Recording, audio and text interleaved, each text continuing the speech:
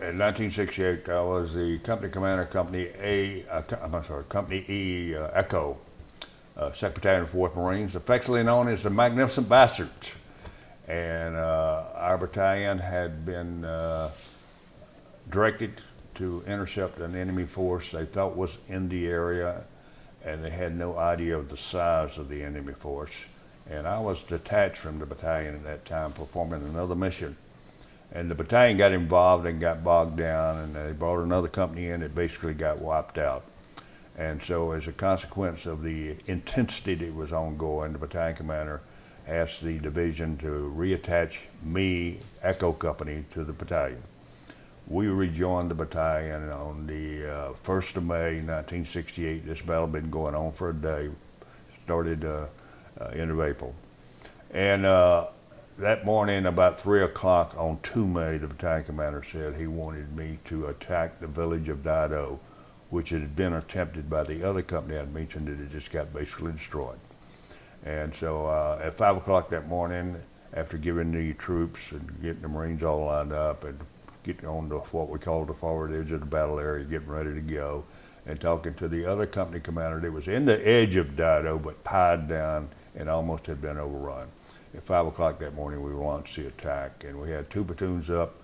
The reserve platoon would be called the 3rd platoon, was sort of in the middle and a ways back. We were going across 500 yards of rice paddies, and we were using intense fire support from artillery, mortars, helicopter gunships, naval gunfire, everything that we could shoot.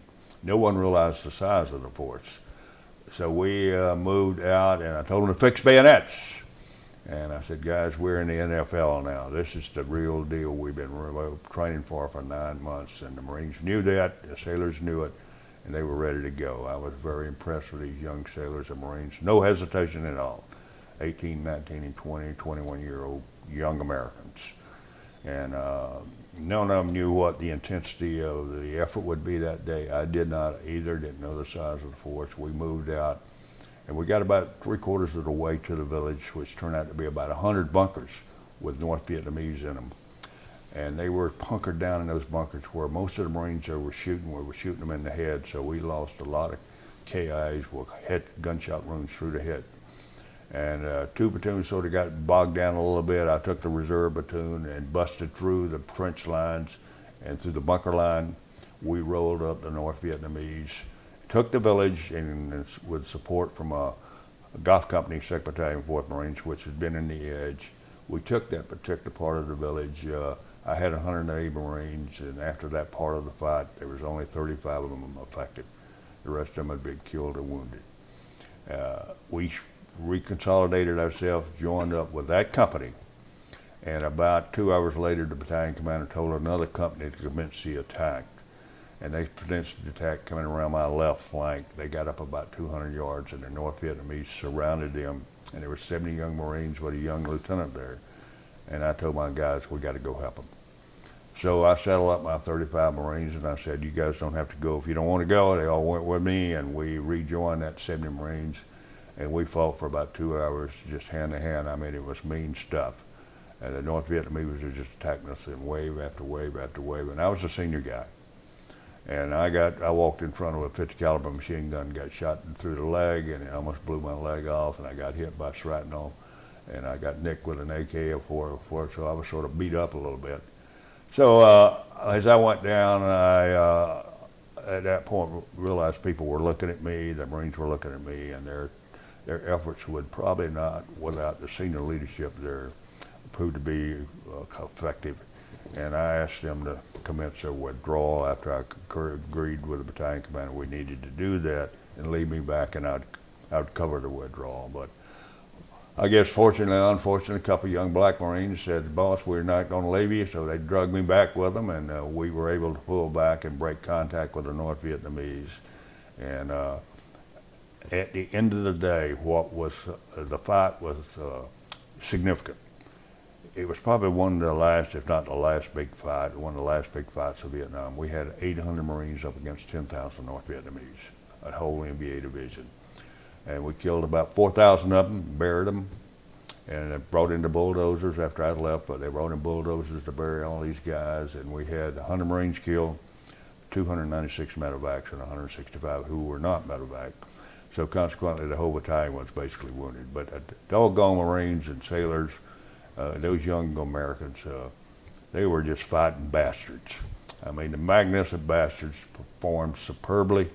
They were ready for the fight, and the North Vietnamese lost a lot of people, lost one of their best divisions as a consequence of that. And we saved the day because we saved the major logistic base of Dong Ha, and we also saved the headquarters of the 3rd Marine Division and all large numbers of artillery pieces. So they had fought the Battle of Hue City and Saigon up to that point, and they figured if they could capture Dong Ha, American may say, we've had enough and we go home.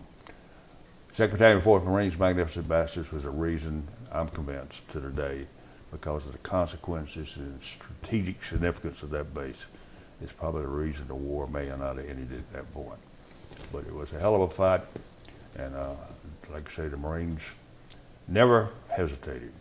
You gotta love the guys, and like I say, the ones that didn't make it home, their memories are a little bit around my neck, and I hope I wear the Medal of Honor in their honor with a deep sense of responsibility. And I was blessed to have the chance to serve those young people. Well, when I got back in '74, I had my good division commander call me up who knew me and said, Livingston, things are not working out too well down south. I want you to get aboard the Blue Ridge, which was a major command ship, and I'm sending you down. And for the reasons, if Saigon and we have to move out and evacuate everyone out of Vietnam, I want you there as an operator. And I had a pretty good reputation, I guess, as an operator. So I went down about 3 months before the operation commenced, and we did several operations. One is called the RV and Evac, and the RV and Evac was pulling people out, starting around Da Nang and pulling them out as they would fall as the North Vietnamese moved south towards Saigon. So we orchestrated that, putting aboard Navy ship, putting aboard what we call MSC ships, 20,000 at the pop.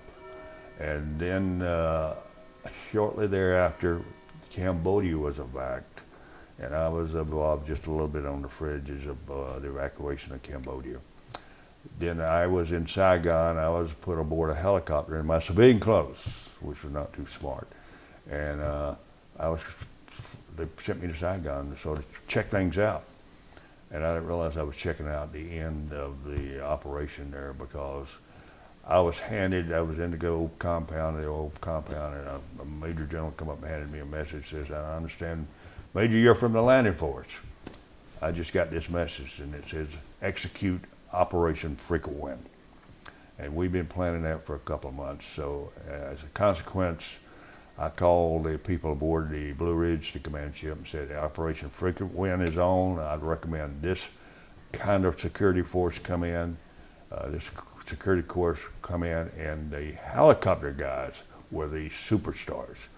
The Marine helicopter guys, and supported somewhat by the Air Force, flew for 16 hours. So we got everyone out, except for 2 dead Marines. 2 dead Marines had been hit by a rocket on a motorcycle about 300 yards from me, and I thought they had evacuated the bodies, but they had not evacuated the bodies. They put them in a morgue in Saigon. But the last 3 helicopters coming out of Vietnam, there was 2 from the embassy and the one I was aboard, and the thing was designed to lift about 28 Marines.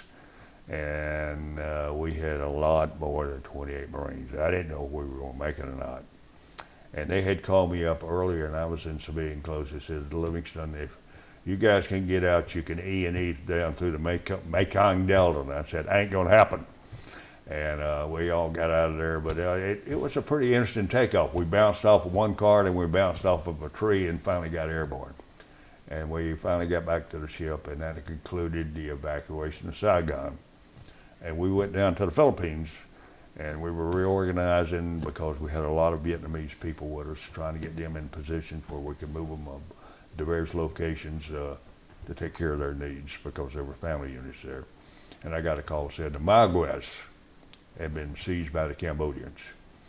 So I dispatched a group of Marines to take down the Maguez, And the final event was Kotang Island, and we were on the way to Kotang Island about 4 hours out, and someone got excited and said, we need to do this now. And they sent in a bunch of young Marines who were not properly trained to take Kotang Island. So we left some Marine bodies on Kotang Island. That concluded the war with except the moving Vietnamese back to various locations around the world, particularly in California and other locations, to take care of their processing. The same thing we did in Afghanistan. But as far as frequent wind, compare that to what happened in Afghanistan. Frequent wind was a professional act. It was pro. No one left behind. Helicopter guys did a magnificent job. The command and control was there, and it was not a mess. So anyone wants to compare Saigon evacuation to Afghanistan, don't know what they're talking about.